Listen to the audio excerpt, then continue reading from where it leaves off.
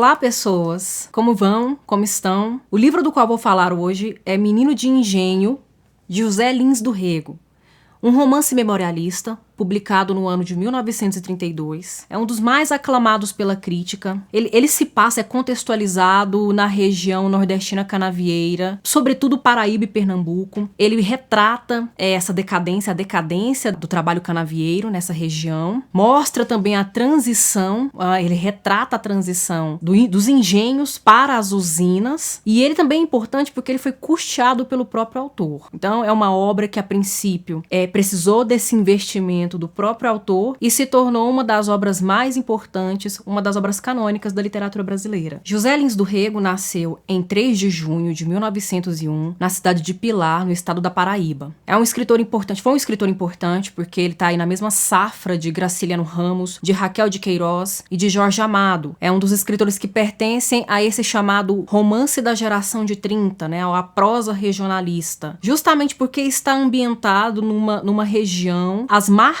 dessa região, aquilo que os estudiosos chamam de cor local, fica muito bem retratado dentro dessa narrativa. A questão do clima, a questão da vegetação, a questão dos costumes, né, das práticas culturais das pessoas nessa região. Ele vem de uma família de senhores de engenho, por isso que essa obra tem esse aspecto, essa característica memorialística, porque ele meio que retoma também algumas memórias, né, algumas vivências de sua infância. Essa é considerada uma das principais obras, porque ela é a obra de estreia do escritor e também ela abre o ciclo da cana-de-açúcar. A obra do José Lins do Rego é dividida em algumas partes, e uma das partes mais importantes é essa que retrata o ciclo da cana-de-açúcar, em que ele vai mais enfaticamente fazer uma crítica, né, ambientar no momento de decadência do Nordeste canavieiro brasileiro. Pelo tom memorialista, intimista que a narrativa tem, por esse mergulho subjetivo na voz do narrador, essa obra, aliás, não essa obra, mas a própria atividade romanesca do José Lins do Rego é considerado como uma invenção, ele é considerado um dos inventores do romance moderno brasileiro. E nessa obra nós temos um narrador, personagem, o livro é dividido em 40 capítulos, eles não apresentam uma sequência linear. Apesar de juntos formarem um romance, apresentarem uma sequência linear que a gente acompanha do início da vida de Carlos, que é um garoto que narra a sua própria história, que mergulha na sua própria infância para contar o que aconteceu. A sua mãe é assassinada pelo próprio pai quando ele tá com 4 anos de idade. E aí o pai não pode ficar com ele porque ele vai ter que responder pelo crime que cometeu e ele é mandado para casa do avô. Lá nessa nova família, nessa nova estrutura, ele vai vivenciar uma série de mudanças, uma série de acontecimentos que vão formá-lo como pessoa, que vão formá-lo como indivíduo e como homem, e ele vai contando desse início, né, dos 4 anos de idade, até o momento em que ele é mandado para a escola, até a sua pré-adolescência, a entrada na adolescência, mas os capítulos, eles são independentes, eles são autônomos entre si, então eles não têm essa conexão de coesão, essa exigência tão rígida assim, é como se os capítulos fossem independentes, como se eles fossem contos compondo todos juntos capítulos de romance. Na verdade, dentro de toda a situação da conjuntura da morte da mãe, o pai acaba sendo internado, porque há uma espécie de atenuante ali para o crime que ele cometeu, como se ele fosse uma pessoa demente ou que estava fora de si quando cometeu o crime. Aí nós já temos uma lógica muito pertinente ao início do século XX, né? Nós que estamos aqui no início do século XXI, conseguimos perceber claramente algumas marcas típicas do século XX, do início do século XX, que a gente tem lutado para desconstruir ou para abandonar, né? Que são as práticas de atenuar certos crimes considerados passionais. Então, dentro da obra, ele é um crime considerado passional. Enfim, não há grandes explicações, mas há toda uma atmosfera que gira em torno disso. E aí o tio Juca, que é o encarregado de levá-lo para casa do avô materno, que é o senhor de engenho, né? Ele tem aquele engenho ali, então tem vários trabalhadores com ele. Há resquícios da escravidão dentro da narrativa, há resquícios dessa relação hierárquica entre as classes sociais.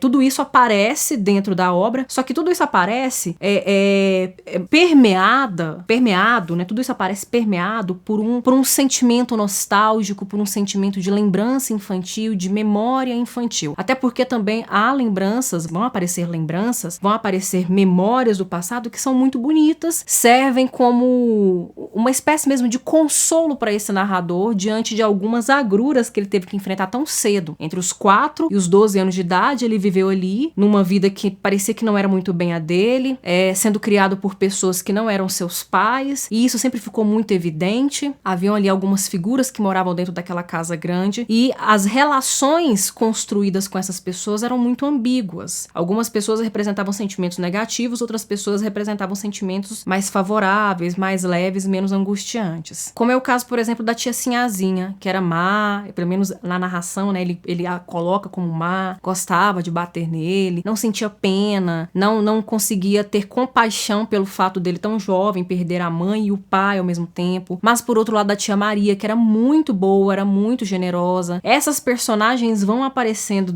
na narrativa, nas memórias desse narrador personagem, do Carlos, para personificar alguns sentimentos dos quais ele tem lembrança da sua infância. Outras personagens importantes são o Coronel José Paulino, que é o avô dele. Dentro da narrativa, ele é colocado como um senhor justo, honesto, generoso, nobre, um verdadeiro cavalheiro. E aí, novamente, nós temos uma referência aos valores do início do século XX, né? Que é quando essa narrativa de fato se passa e quando ela foi publicada. Há também a Totonha, que é uma figura da contadora de histórias. Ela consegue misturar histórias da mitologia com narrativas bíblicas, com narrativas folclóricas da região, e ela conta essas histórias. Ela representa o contato com a literatura, ela representa o contato com a literatura da oralidade dentro da obra. E Maria Clara, que é o primeiro amor, embora ela apareça num determinado momento da obra e não seja muito desenvolvida, ela tem pouca duração, tem uma pequena passagem dentro da obra, ela é forte o suficiente para provocar esse arrebatamento na vida de Carlos. Até porque os temas centrais da obra são o amor e a solidão, as várias facetas do amor e como solitariamente essa figura ainda tão jovem, que é obrigada a precocemente amadurecer, a adultecer,